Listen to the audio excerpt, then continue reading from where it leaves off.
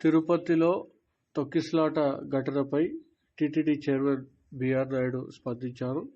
ఈ ఘటనపై విచారణకు ఆదేశిస్తున్నామని తెలిపారు. మరోవైపు ఈరోజు ఆంధ్రప్రదేశ్ ముఖ్యమంత్రి చంద్రబాబు నాయుడు తిరుమల పర్యటన ఉన్నదని పేర్కొన్నారు. ప్రెస్ మీట్ కూడా ఉంటుంది. ఇంకా రేపే సీఎం గారే వీటన్నిటికీ అడ్రస్ చేస్తాడని అనుకుంటున్నాం కదా. చేసేదంతా కూడా అధికారులే కదా, ఇంకెవరికి బాధ్యత ఉంటుంది. ముందర రోజు నిన్న కూడా నేను మీటింగ్ కాల్ఫర్ చేశాను అధికారులతో. ఏం చేస్తున్నారు ఏంటి నేను అడగటం కూడా జరిగింది. చాలా ఈజీగా తీసుకోవద్దండి మీరు, నాకు ఇన్ఫర్మేషన్ ఉంది గొడవలు జరుగుతాయేమో అని. అందుకని నేను ఈరోజు మార్నింగ్ కూడా ప్రెస్ మీట్లో అదే చెప్పాను. తిరుమలకి రానివ్వరేమో, దర్శనాలు కావేమో అనేటువంటి రూమర్ బాగా సోషల్ మీడియాలో స్ప్రెడ్ చేశాను. అందుకే నేను మార్నింగ్ కూడా దాన్ని ఖండించాను. నేను మీ అందరి ముందరే అలాంటిది ఎవరు ఉండదు, ఎవరైనా రావచ్చు తిరుమలకి, దర్శనంకు మాత్రం టోకన్లు ఉండాలి తప్ప తిరుమలకి రావద్దని ఎవరు అనలేదు. ఎవరైనా రావచ్చు అని పొద్దున్నే నేను స్టేట్మెంట్ కూడా ఇచ్చాను.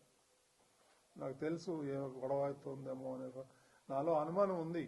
నేను అధికారుల దగ్గర కూడా వ్యక్తం చేశాను. ఎస్పీ దగ్గర కూడా నేను టెంపుల్లో కనిపిస్తే చెప్పాను, మీరు ఆషామాషిగా తీసుకోవద్దండి, దీన్ని జాగ్రత్తగా చేయండి. అప్పుడు అన్నారు వాళ్ళు 5,000 మంది పోలీసులను పెడుతున్నామండి, మేము చూసుకుంటామండి, అది ఇది అని అన్నారు నాతో. ఇది దురదృష్టకరం. ఇప్పుడు ఎవరిని మనం నిందించలేము, ఒకలా ఇద్దరా అనేది. ఈ పొరపాటు జరిగిపోయింది, మరి దానికి చింతించడం తప్ప మనం చేసేదేం లేదు ఈ టైంలో. కుట్రేమి ఉండవు అండి దీంట్లో, ఎందుకు ఉంటాయి కుట్రలు కానీ అవన్నీ అబద్ధాలు. ఇది యాక్సిడెంట్, ఎవరు కావాలని ఎవరు చేయరు. It is an purely accident.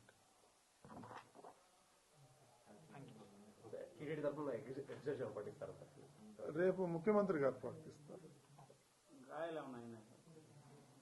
కొంతమంది ఉన్నారు, ఇంకో 20-25 మంది క్యాజువాలిటీ అడ్మిట్ అయ్యారు. రియా హాస్పిటల్లో కొంతమంది, సిమ్స్ లో కొంతమంది ఉన్నారు.